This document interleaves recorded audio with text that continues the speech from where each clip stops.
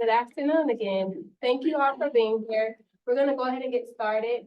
My name is Courtney Sykes. I serve as the Senior Development Assistant within the Woodruff School of Mechanical Engineering here, and we are proud to bring to you our fourth iteration of the Emmy Shaping the World Speaker Series. We kicked this off in 2021, 2022, highlighting some of our 40 under 40 honorees, and every spring we have acknowledged and recognized them and allowed them to share their stories of non-traditional career paths, what they've done after graduating from the Woodruff School of Mechanical Engineering.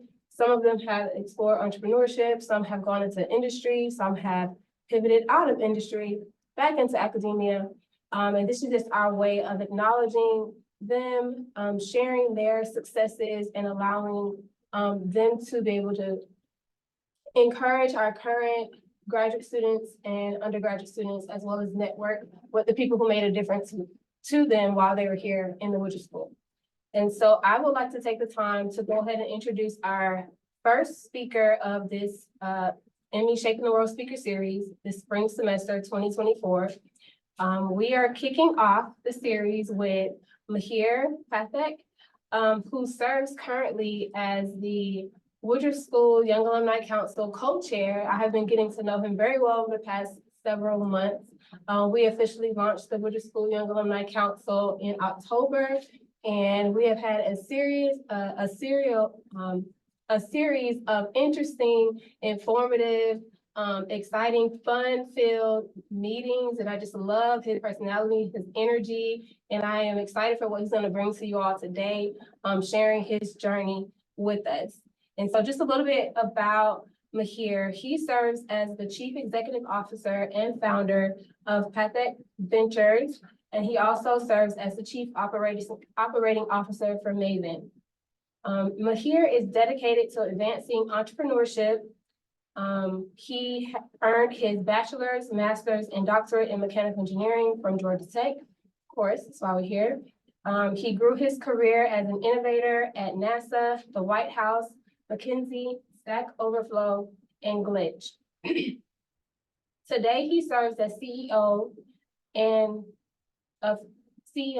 founder, again, as I mentioned previously, of Pathak Ventures, a strategy advisory firm focused on startups and entrepreneurs. He also serves as a COO at Maven, a VC-backed beauty tech startup.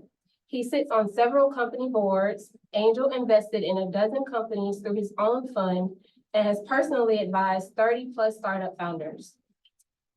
Mihir also serves on the Forbes Business Council and as a co-chair of the Woodruff School Young Alumni Council. In 2023, he was inducted into the Georgia Tech College of Engineering Council of Outstanding Young Engineering Alumni, and was inaugurated in the Georgia Tech 2023 class of 40 under 40. So a favorite memory that Mihir has shared that I would like to share with you all today is that his favorite memory during his time at Georgia Tech was in 2009, rushing the flats when the number 19 Georgia Tech Yellow Jackets upset the number 4 Virginia Tech Hokies. Am I saying that correctly? I don't know football, but I think I'm saying that correctly, right? All right, so without further ado, we're gonna go ahead and turn it over to Mihir to get started with his talk, and we look forward to what you're sharing with us. What I will announce to you all is after Mihir's talk, we will allow for some questions and answers. There's some paper on every other aisle with a pen if you would like to write down your questions. Eden, my colleague, is going to help moderate those. And for all of our attendees that are joining us virtually, you can feel free to place your questions either in the chat or in the Q&A feature.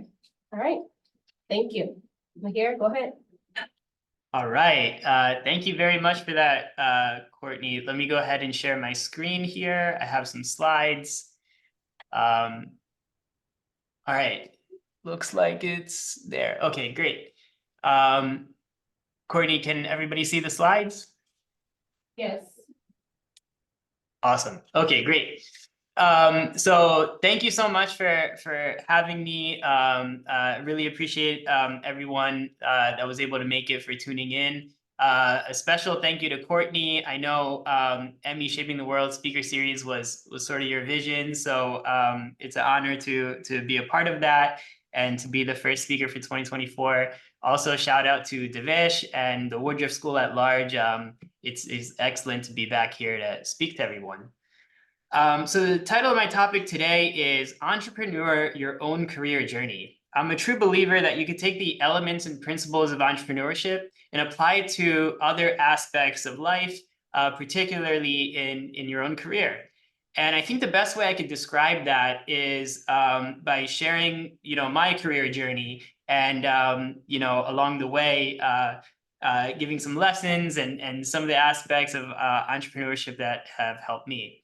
So I want to start my journey with Georgia Tech, actually. Funny story. So the fact is, today, if I had to apply to Georgia Tech, there's probably no way I would get in. I get all the reports and everything, and the Woodruff School has become so competitive that I probably wouldn't get looked at. But it was hard for me back then too, actually. I remember back then you used to get accepted in March. And March went by, didn't hear anything from Georgia Tech. April went by, didn't hear anything. May went by. I mean, I put my deposit down somewhere else. I had a roommate already. I had a dorm and everything. And finally, at the very end of May, I got accepted somehow magically into Georgia Tech, and I accepted, and the rest was history. I was so excited. I got down here. I go to my first class, which was Calc 2, and this was my experience. I didn't know what was going on, what language was being spoken. I was literally extremely lost. And the professors at Georgia Tech are a little tough. They say stuff like this. It's not just look to your left and look to your right, but look everywhere. Nobody's going to make it. And I couldn't help but notice quite a few eyes on me in those early days. But you know what? I made up my mindset, and I said, I'm going to make the most of what Georgia Tech has to offer. And fortunately, I was able to go on and complete my bachelor's, master's, and Ph.D. I see Professor Gyasi on there. He was my advisor, so shout out to him and the Georgia Tech Cryo Lab. I was very active in many different organizations. So fortunately, somebody put this list together for me so I could copy and paste it. But just to call out a few things, like Student Government Association, or the President's Council Governing Board, MEGA, Pi Tau Sigma, Sigma Beta Rho. So many different service, honor, leadership, social organizations.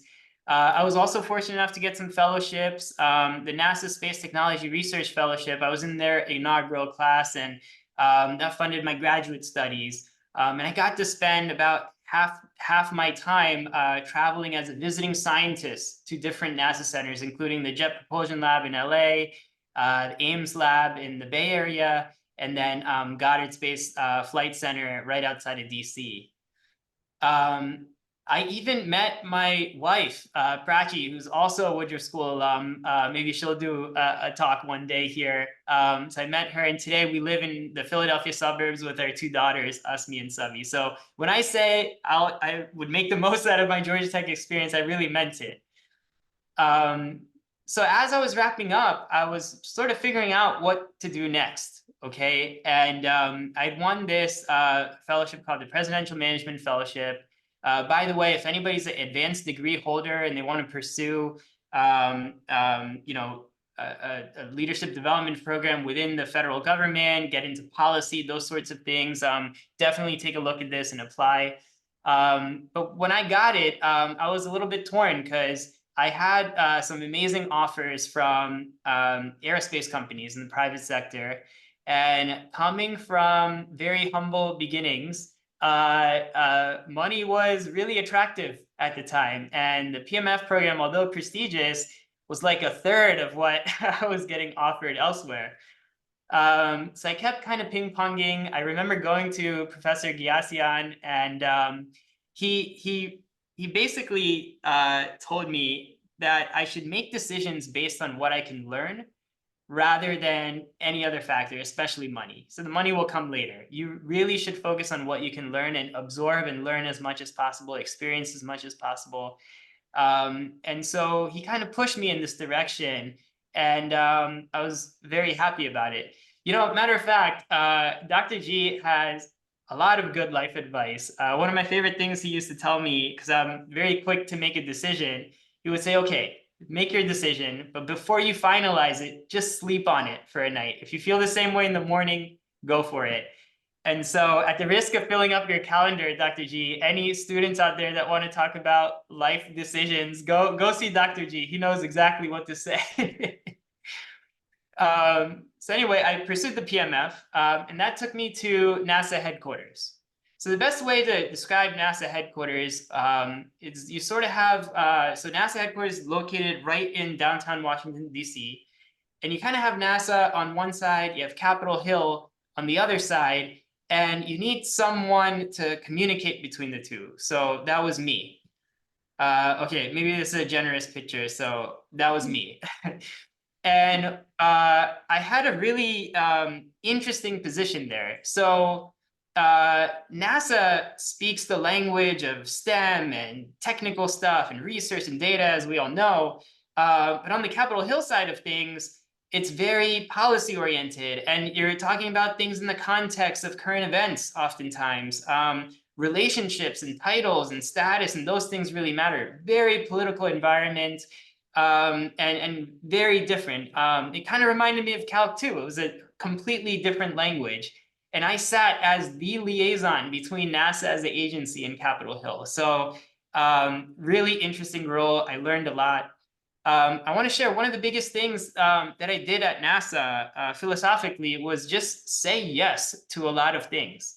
I remember one day, one of the senior advisors at NASA came to the congressional affairs team, and they asked the whole room, like, hey, we got this authorization bill to work on. Can anybody help out? And literally every single person in the room said no. And after they all said no, I just volunteered and said yes. I didn't even know what an authorization bill was. It turned out to be one of the most confusing, vague, and heavily political laws that you can possibly work on. And it dictated and governed everything from sort of the NASA strategic plan, future missions we would go on, directorates, budgets, all kinds of things. And I must have read this bill over 100 times, and every time I thought about something new, interpreted it as something different. But I kept at it, and I kept working at it, and through this, because it touched so many different parts of NASA, I had very quickly built relationships with the CFO of NASA and the head of science, John Grunsfeld, who was an astronaut and actually fixed the Hubble telescope, very famous guy. And even the administrator of NASA, General Charlie Bolden, who was also an ex-astronaut and a military general. So I got to do some wonderful things. These were very strategic projects. They had me going external as well. I got invited to some amazing events across DC, functions at embassies, and even got invited to very small closed door meetings. I remember one of the first times I was in a Charlie meeting. That's what we would call it. And, I would go there early and help set up the room. And I remember this particular time, there was a table and 6 chairs around the table. And then along the wall, there was a row of chairs. And I knew from setting up the meeting that only 4 other people were invited to that meeting. So I was supposed to sit along the wall. But of course I didn't. I took a seat at the table. And I kind of knew I wasn't exactly supposed to be there, but worst thing that can happen is somebody kicks me out. So I stood there, and as the rest of the folks started walking into the meeting, I could sort of feel this confusing look on their face, but I didn't make eye contact with anybody. I just kind of focused, looked in a different direction. And then once Charlie came in, the meeting sort of started right away. So mentally, I'm thinking, okay, I'm safe now. I'm here. I got a seat at the table. All this sort of cool stuff was going on. Cool topics were going on. And I was at the table, and I was like, all right, I just got to be quiet and get through this meeting, and I'll be good.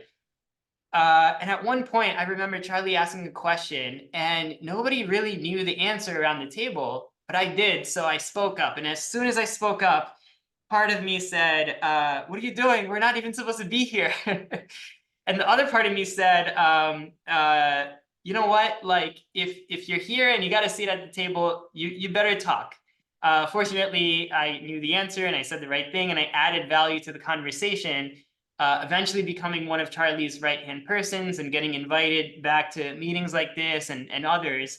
But the lesson there is like, yeah, I took a little bit of a chance, a little bit of a risk, and I got a seat at the table. But I think what's also important is once you're there, you have to find a way to speak up, to add value, to make an impact. You know, don't just go to the party, but dance a little bit while you're there, right? So that was one of the big lessons that I learned from that moment and carried that with me.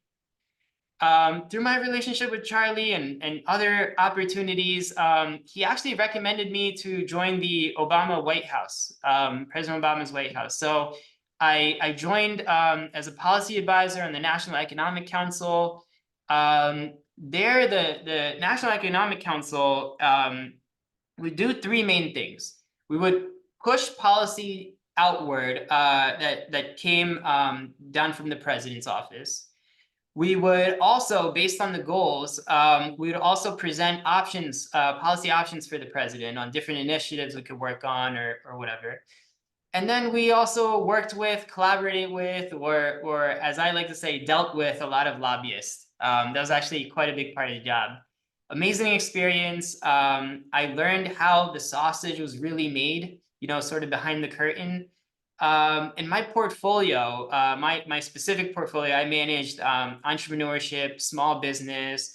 I worked on many different initiatives across there. And one of the biggest lessons I learned from there is like from 9 to 5, I would be arguing with so many different people on so many different perspectives. But with those same people, we were able to hang out together afterwards from 5 to 9. It wasn't quite those hours because White House hours are super long. But the point is like, you can argue with somebody all day, but still be able to spend time with people you disagree with in other ways and get to know them outside of those situations. And that may help broaden sort of perspective and those sorts of things. It was really cool. I got to meet, well, I met President Obama many times, but I got to take my family to the West Wing in the Oval Office, and we all got to spend time with him, and it was just a really cool experience. So as President Obama's term was winding down, you know, I was ready to sort of leave politics. It wasn't quite my calling, and I didn't quite know what to do next. So I did what many people do, and I kind of went into consulting. So I joined McKenzie, and I was in a particular practice called the investments practice. So this group would literally do trading and that kind of stuff. It was the environment was like a hedge fund, a very family office hedge fund type of environment. And one of the things that was part of my responsibility is converting the traditional way of how the practice sort of invested into more of a quantitative sort of research-oriented investment shop. I also worked on trading strategies. So in my portfolio, I did derivatives trading. And one of the craziest things about that is I learned so many fancy products and different concepts and ways that you can actually trade stuff. One of the things I want to call out was, you know, as a student, you learn about volatility and variance. You can literally take a basket of funds or indexes. You can look at options against those, derivatives against those, and look at the volatility, which is on the derivative of the option.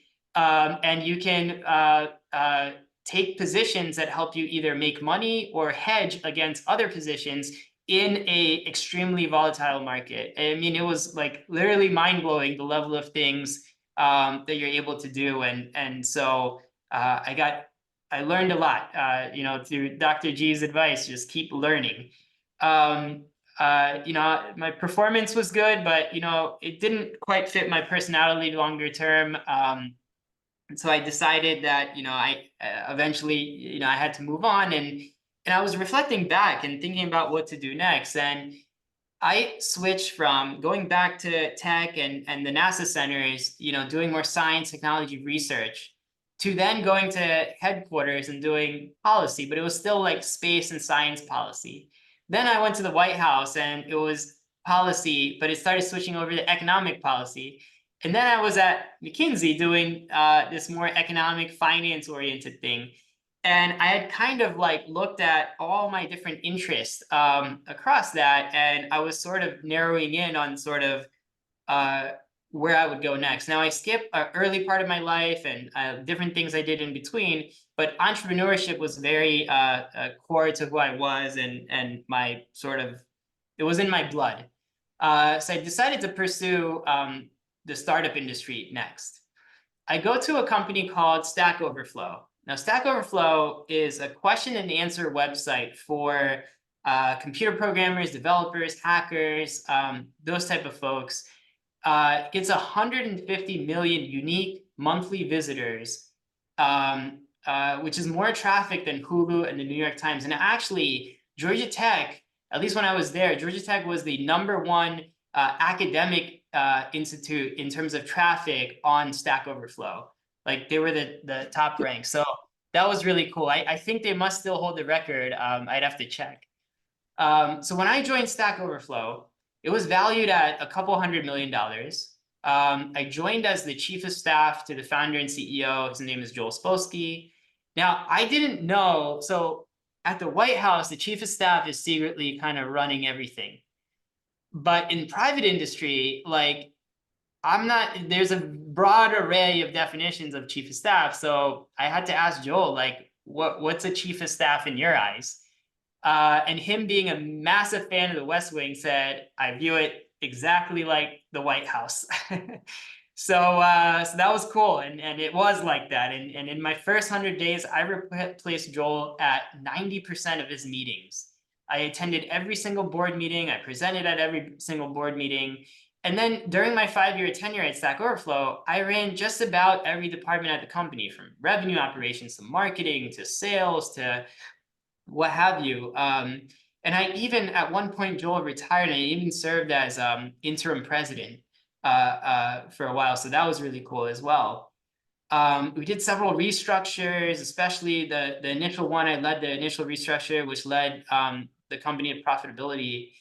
And it was kind of crazy because anytime somebody would leave, by choice or be asked to leave, I would somehow end up with their team, and it was really uncomfortable at first because I didn't necessarily have the domain experience all the time or what it may be. And I started to realize over time that it didn't come down to that. It was literally about like leadership and how you worked with your team and how you were there for them. And my leadership philosophy personally is a combination of servant leadership and transformational leadership. So when I say servant leadership, I believe that as a leader, your job is to hire good people, get them the right resources, and support them, but let them make the decision because they will have the most information about whatever thing they're working on. And then transformational leadership is sort of like, we are here today, we want to go there tomorrow. How do we get there? You got to have a mindset that puts you into that future state, and you work backwards to sort of transform the culture, people, business unit, whatever it may be, in order to get there. And the combination of that was my leadership style. And that's why I was getting all these teams. To give an example, the sales team at Stack Overflow was the largest team. It was a global company, offices in the US, the UK, Germany, teams all over the world. So several different geographies. We had 3 different business units. We had a marketplace business, we had an advertising business, and we had a SaaS business. And then each one of them further had different market segments. We had SMB, which is the smaller companies out there, mid-market, and then large-scale enterprise companies as well. So you could just imagine like how complicated this was. I mean, I became the head of sales. I was managing all these people across all these different dimensions. Meanwhile, reporting to the board on you know, did I hit the target sales number? Am I building pipeline? Am I doing this? Am I doing that? So very uncomfortable, but got to do things outside your comfort zone. I built 3 different executive teams at Stack Overflow, and I was the only one that was on the first team, the second team, and the third team. By the time it was the third team, nobody from the first team was there. So things are constantly changing at startups. Did a ton of fundraising. I built the company's operating system, helped launch and scale their SaaS business, and eventually we got acquired for $2 billion. Shortly after that, I went to Glitch and helped build their strategy up, got them structured properly, and just last year they got acquired by Fastly, which is a publicly traded company. So a couple good exits under my belt. But let me take a moment and give you some examples of, you know, philosophically, like what kind of work that I would do, and maybe it could be applicable to, you know, your life or your career or wherever you are today. So at startups, like imagine each person is an arrow. They're super smart, they're hardworking, but startups can be a very confusing, disorganized place. And so I like to imagine it kind of like this. And so what do we got to do? So we got to find a way to fix this mess. You know, we got to get organized. We got to collaborate with each other, communicate better, bring some sort of structure and alignment. And I think it all starts with developing a goal or a set of goals. To give some definition, when you're thinking about goals, you got to look at it in the context of leading and lagging indicators. So if you're driving a car and you're looking through your front windshield, your leading indicators are sort of what's on the road ahead. What can you control? What's your hypothesis on what metrics are going to drive things?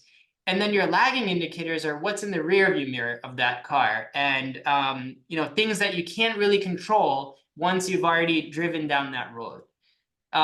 So let me show an example, like a simple example that maybe a lot of us could relate to. So let's say I want to lose 10 pounds. That's my goal. Okay. My lagging indicator in that case is my weight. As soon as I step on the scale, my weight, I can't do anything about my weight. So that's a lagging indicator.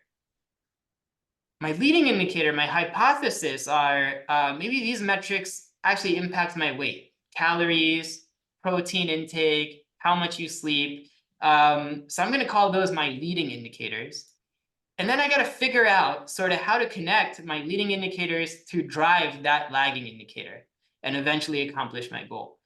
And that may be an iterative process because the leading indicators are usually, at least in business, usually tied to like some sort of hypothesis.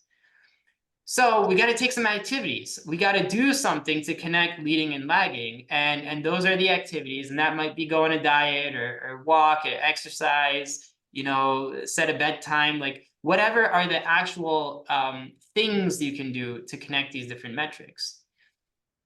So leading and lagging connected by activities to accomplish a goal. And in business terms, we call those leading metrics, lagging metrics. The activities are your strategy that you design to accomplish whatever your business goal is. And so we would do annual planning and set different goals like, you know, product market fit goals, or maybe their revenue goals or something like that, and come up with a whole thesis around like, how do we accomplish that? And this is my framework that I would use. And what would happen is all these different arrows, which eventually would start to align, and that alignment would produce like not just a 1-for-1, but you'd create such a large vector. Like that arrow gets so big with these mini vectors in there, and they're all pointed in the same direction. That's how you take off. And then what you see is like when you zoom out and you're not in the trenches, you think startup growth looks like this. But the reality is when you're in the thick of it and you're dealing with not just your products and services, but your customers and your employees and your board, your day-to-day is actually a little bit more like this, where you start out super excited early on, like, awesome, let's do it. And as soon as you get into it a little bit, you're like, oh man, this is really hard. and you go through these ups and downs, and you know, you can see the words here. And then eventually you get to some point where you figure it out, and that's where the rocket ship really takes off. So this is my sort of real journey of startups. I mentioned something about a comfort zone. I want to also share some thoughts on that. So what's a comfort zone? So this is like the stuff that you're very comfortable with. You could call them things that you know. You could say things that you do well, perhaps, things that don't really make you vulnerable or sometimes don't really even challenge you. And that typically for anybody is small.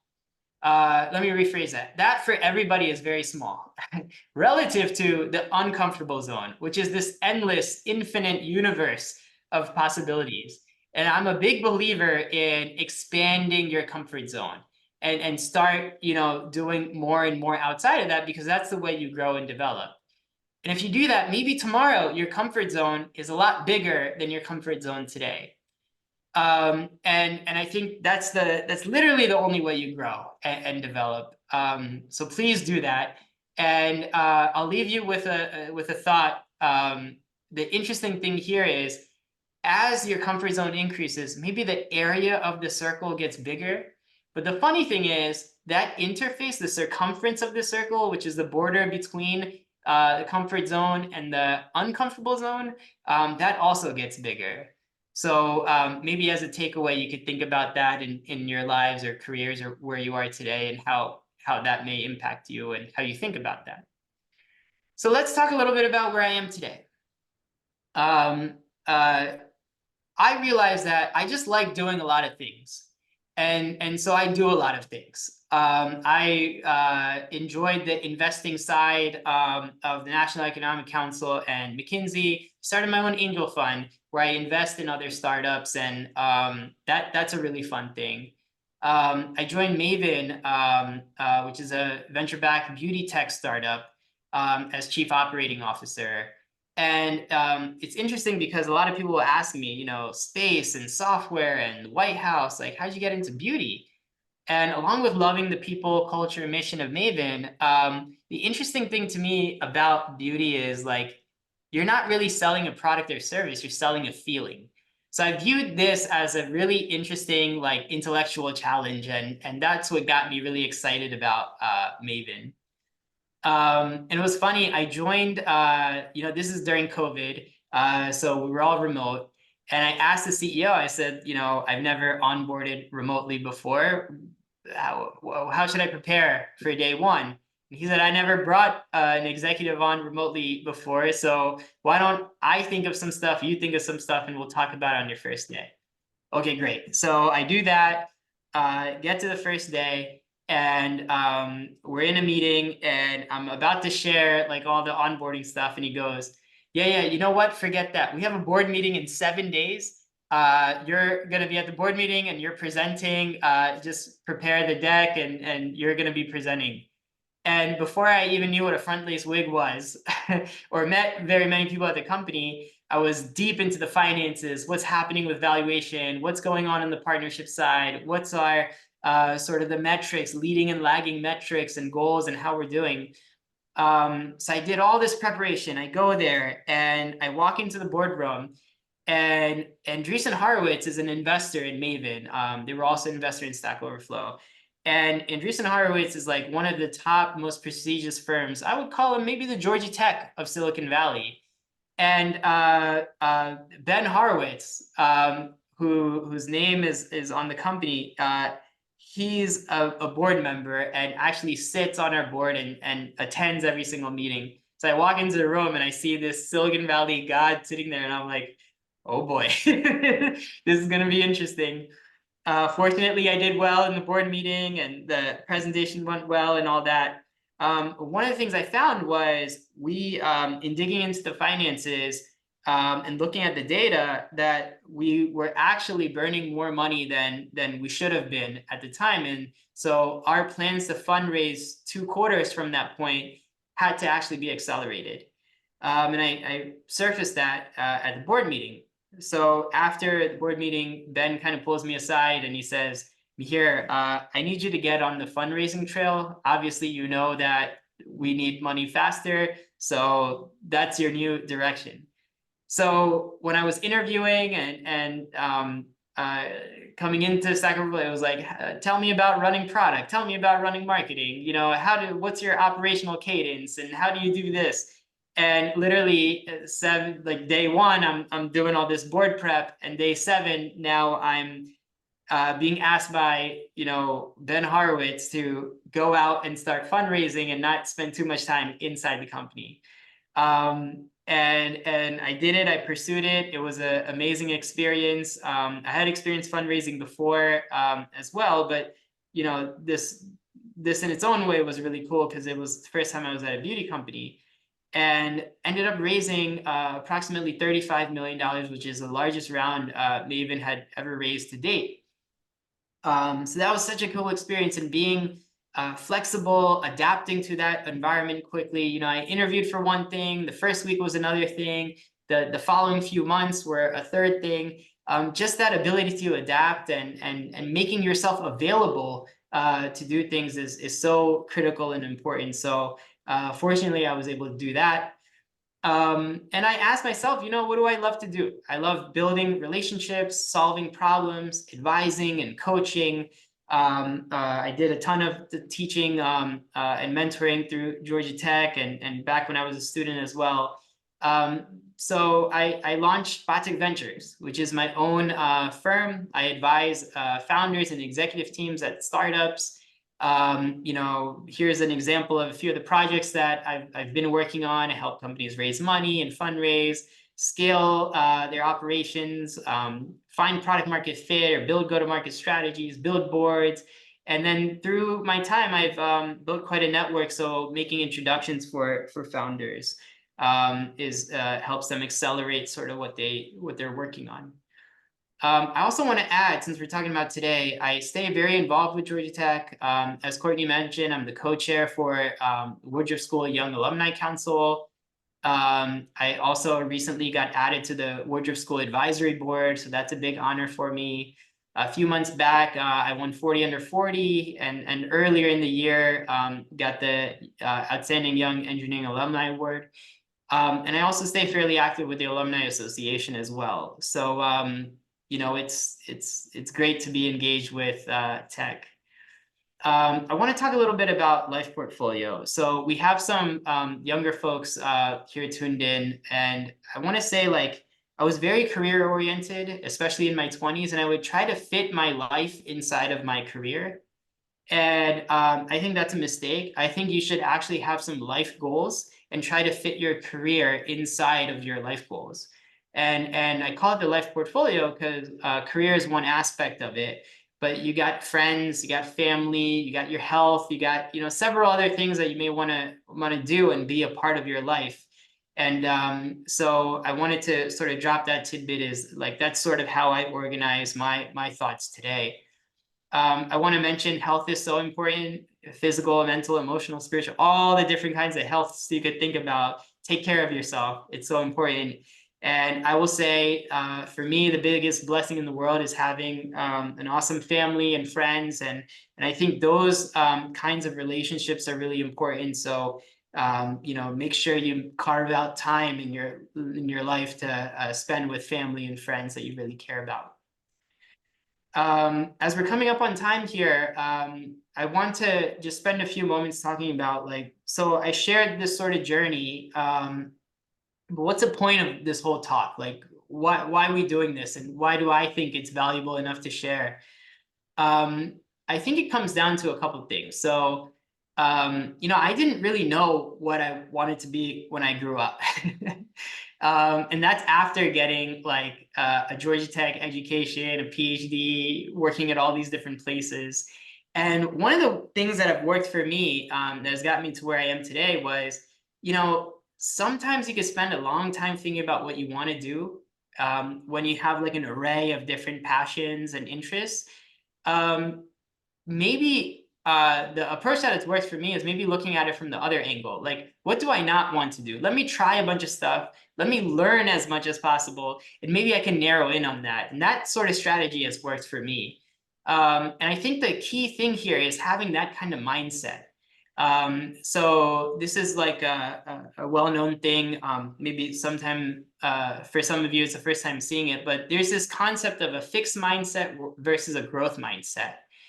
And in a growth mindset, fundamentally, you believe that you can develop and grow, you can learn, you can grow your abilities, your experiences, your intelligence, and sort of as a result of that, you kind of achieve a higher level of things. You're more open-minded. You're able to try stuff. So you would just approach life differently with a growth mindset as opposed to a fixed one. So please check this out. It's like sort of this known concept out there and could help you. Not only in life, but also like if many of you are in sort of working in your lab or in different positions at work or in a volunteer organization, you know, culture has been a big thing in society for the last several years. And I'm a big believer that culture lives in the shadow of leadership. So as a leader, if you have integrity and you're transparent and you're doing those right things, then you'll have a culture of that. If you're a kind person, you'll have a kind culture. So it's really important that the mindset that you have, sort of, you know, that drives other aspects of what happens in life and having that open mind. So I mentioned several lessons that I learned throughout these, or you know, sort of some of these are elements of entrepreneurship. So I want to summarize them here. I'll just go through them quickly. You know, growth mindset, try your hardest, but also do your hardest. Like try, but also do. Make the most of your situation. Make decisions based on what you can learn. Sometimes just say yes. Don't argue too much. And coming from definitely a career perspective, you know, there's other social things where maybe that's not good, but sometimes in life it's good to say yes. Get a seat at the table. Take a seat at the table, but then when you're there, speak up. Like add some value, make some kind of impact. Hang out with people you disagree with. You could really develop your perspectives and get diversity of thought that way. Be a leader.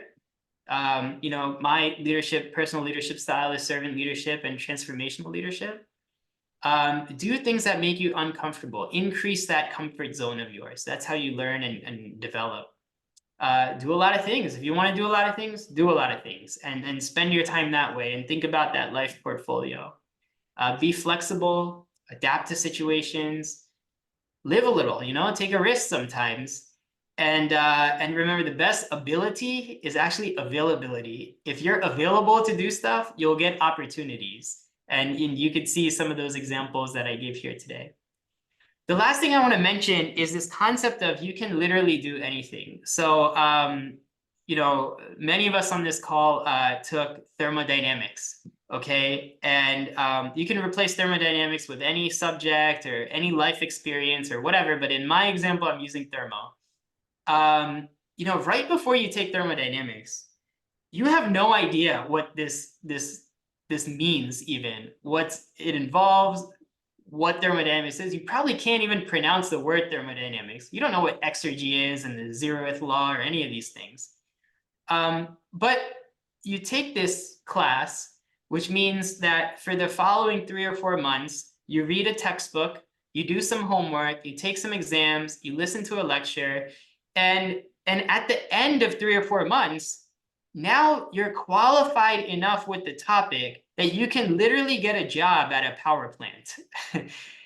And that always blew my mind, like going from not knowing anything about this topic to then being able to like actually pursue a career in it just because you applied yourself over the span of a few months.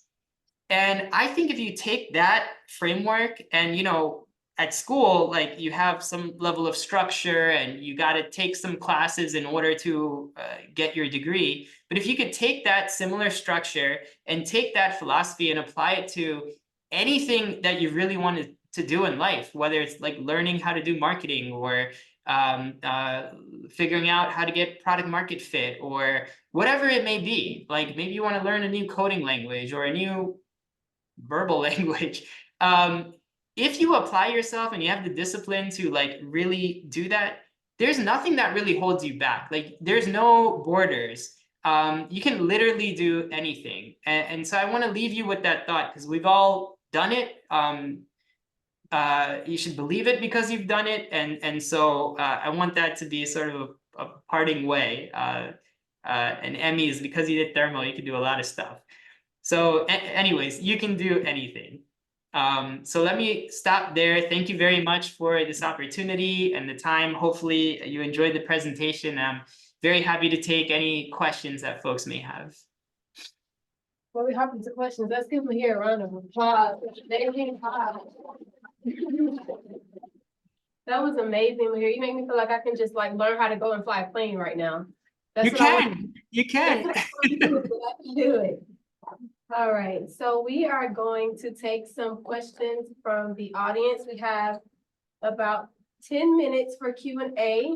Just wanted to give a quick housekeeping announcement. After question and answers, we can network in this room and mingle and chat a little bit if you guys want to come on camera over here and chat with me here or amongst yourselves. And then we'll immediately be going into the atrium for our graduate faculty and staff social hour. If you are an undergraduate student, you are welcome to join us today in any event that we're having for ME Shaping the World speaker series, okay?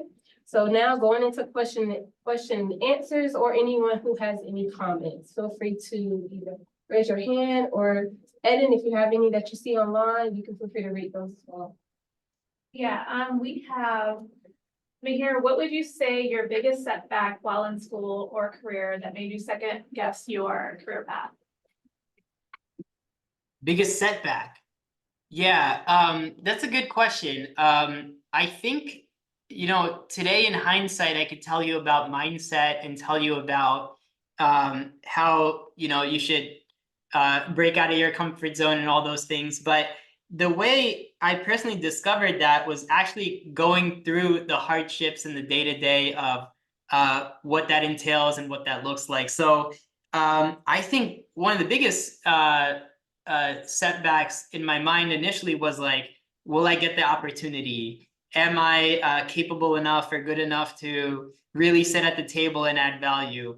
And where I over-indexed was just being prepared, making sure that whatever I knew how to do, I did well. Whatever I didn't know, I went and got help. I went and met some folks, and I leveraged any resources that I had.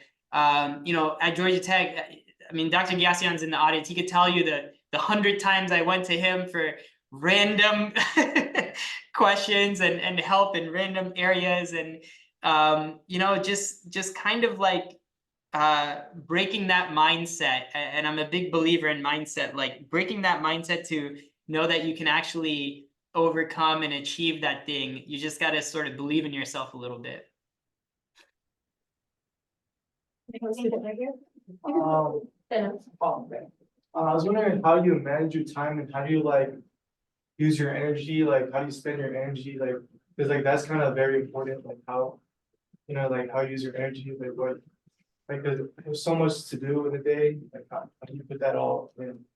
Yeah, staying organized is really important. So I use I use my calendar a lot for like daily planning, weekly planning, sort of long-term planning. Staying organized that way, lists and those sorts of things. I would say like fundamentally though, like even one step above that, is one of the reasons why I mentioned health. Like I think you got to view yourself as a little bit of an athlete when you have a lot of stuff going on. And if you can take care of your health, you eat the food that doesn't make you sleepy, but makes you energetic, you actually like exercise and you do all those things, now you're physically and mentally able to take on a lot of things. And because you have more energy as a result of that, you're able to sort of do things faster, and then theoretically you could add more to your plate. So I think there's foundational things like that where you just kind of get your mind and body right. And then there's ways to stay organized, and over time, like now I have teams of people that, you know, work with me, work for me. So I hire the right people, make sure they're trained in the right way so they're capable of executing and taking some stuff off my plate, so I'm able to sort of help out over here, but also focus over there. So those are sort of the tidbits that I have on that. We have another question in the chat, Mihir. Someone says, I was wondering what inspired your focus on pulse tube cryo coolers. I noted that your master's and doctoral thesis were answering problems surrounding the tech. Was it potentially with the intention of using them for space applications such as NASA? If so, why specifically this technology? Yeah, that's a very interesting question. I think I know why the person asked that question. So let me give you a little story. When I came to Georgia Tech, even as an undergrad, I came in to college with the intention of, okay, this is a good school. I'm going to learn good stuff. You know, some of the top professors in the world are here. And what I realized was, from a teaching perspective, I needed supplemental things. And the professors were amazing at research. I'm like, so you have the world's experts here at Georgia Tech, and they're doing all kinds of research. Let me see what that's about. So I used a lot of my quote unquote free time, whether it was summers or I could take electives or whatnot, to do a lot of research. I think I did research in like 5 or 6 different labs before ultimately joining the cryogenics lab. And that got me exposed not only to research, but based on the different topics I was interested in, what's on the cutting edge of those areas. So eventually when I joined Dr. Ghiassian, you know, sort of the thermal sciences, thermal physics, that area was of a lot of interest to me. I didn't quite know what cryogenics was, but the applications of it for aerospace and space purposes, that was interesting to me. And then, you know, I kind of learned about cryocoolers and cryogenics in general from, you know, Dr. Ghiassian and the other folks in the cryo lab. And the more I spent time in it, the more cool I thought it was, the more I got into it. And so that's how I kind of maybe stumbled into it, and it happened to just match up with me perfectly. And then my thesis was on space applications of these cryocoolers. So. Anyone else have a question in the room before I continue with the chat? So I actually have a question for you here. I don't want to be the last person. So before Eden goes into the last question in the chat. So my question for you is, how did you jump into the ring of fire essentially so easily with fundraising? What teaching and mentoring opportunities at Georgia Tech or life experiences specifically do you think help prepare you for that level of cultivating relationships and being so comfortable soliciting gifts? Yeah, so I think fundamentally there's a couple of things that happen during fundraising. You're telling a story, okay, and by communicating to different audiences in my NASA position or even at Georgia Tech, learning different languages from the different sort of coursework that I would take, and then being able to balance all that, that helped me be able to talk to different audiences and sort of craft that story. And part of the PhD program is you're figuring out what to research and what's a good problem to solve. And then you got to convince a whole group of people that you want to work on this problem.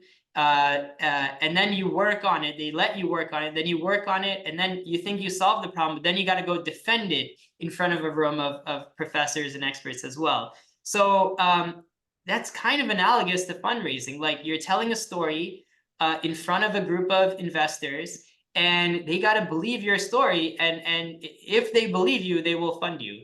And then there's other factors, of course, but with the Georgia Tech specific thing, I would say like those kinds of experiences, oral exams, ways where you're kind of put on the spot and you're asked about what you know or what you're going to do, and being able to like communicate that, tell that story, and be able to sort of negotiate down to the right answer, that those elements are very much a part of fundraising.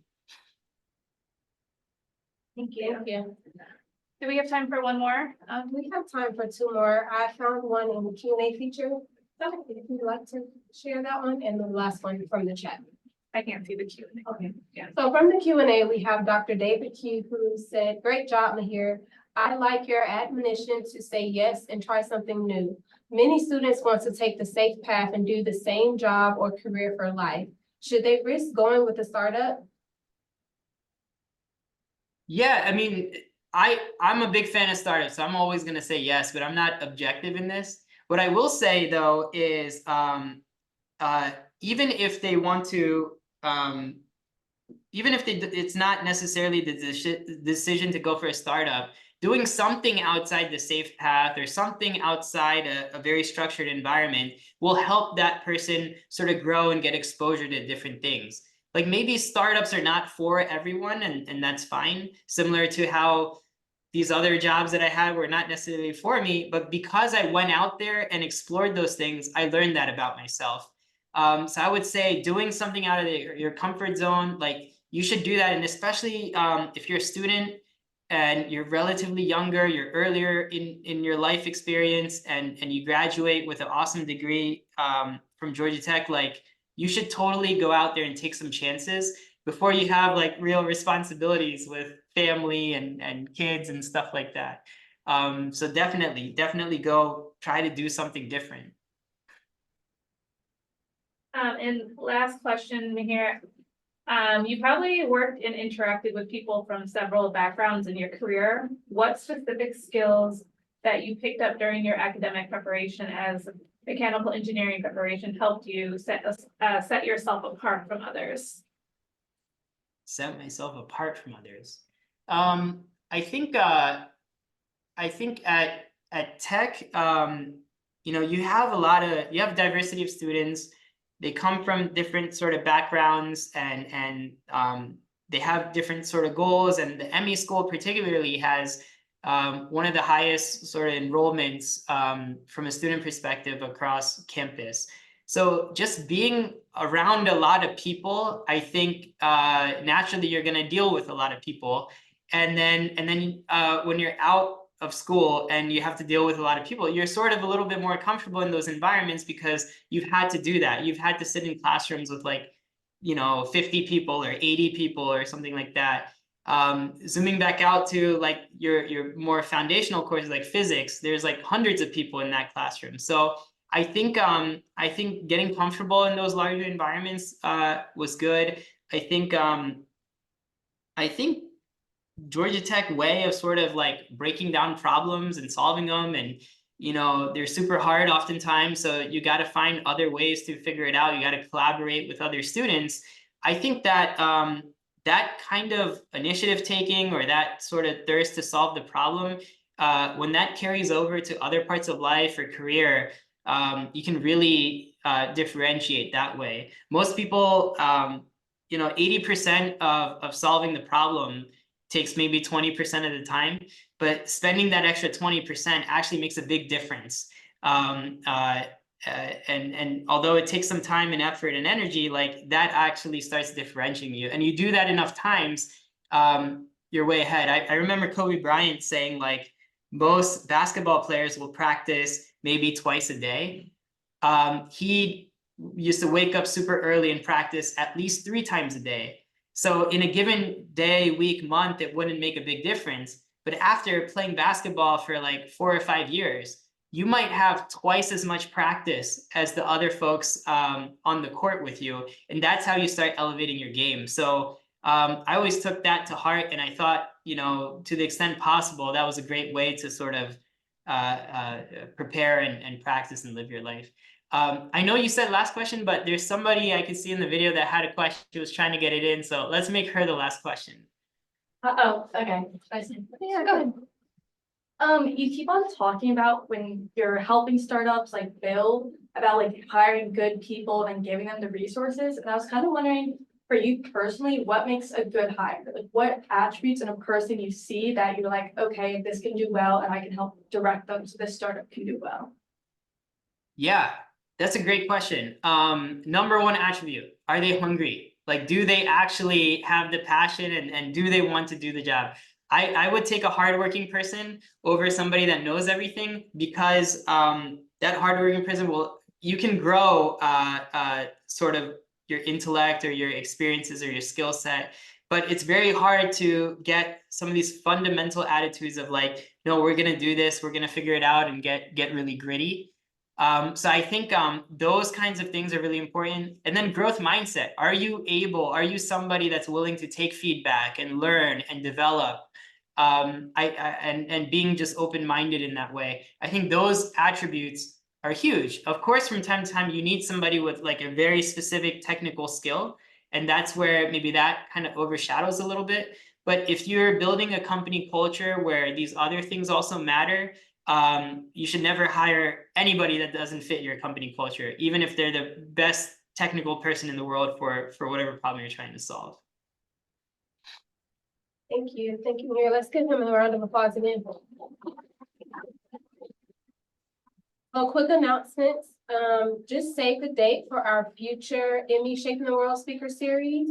I would like to thank everyone who came to join us in person today and for all of our attendees online.